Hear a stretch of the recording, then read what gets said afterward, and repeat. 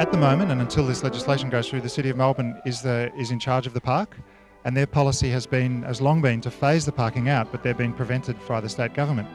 When the state government announced that it was going to transfer control, the council passed a motion opposing that, calling on the state government to phase out the car parking. That was after Yarra Council passed a very similar motion supporting the phase out of car parking. This is elected local government that's reflecting the views of the people who elect them, who live in the area.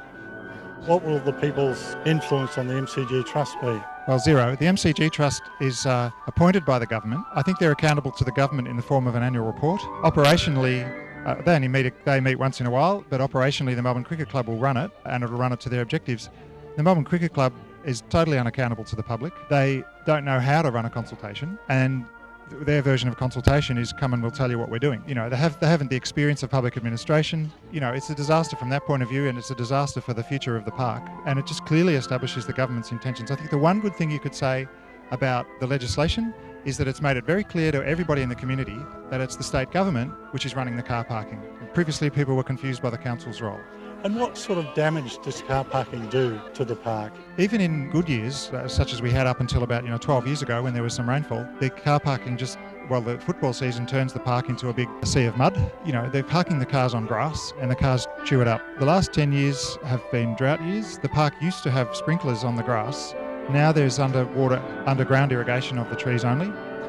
So the grass has just died off. It's a dust bath when it's dry. There's bare earth all over the park. There's erosion, there's deep erosion. The trees in the park are stunted.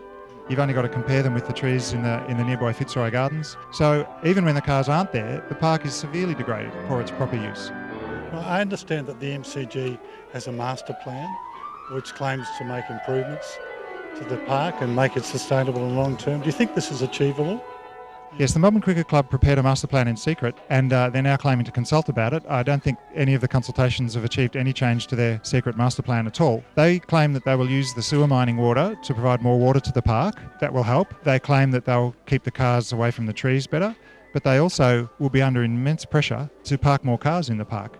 Now, it doesn't matter how much water you apply, you can aerate the soil. As soon as you put a car back on it, that defeats that straight away. They haven't been able to give us a single example of a sports ground that uses public parkland for its parking. People are amazed when they come to the park to think that you would do that. So no, parking and parkland are incompatible.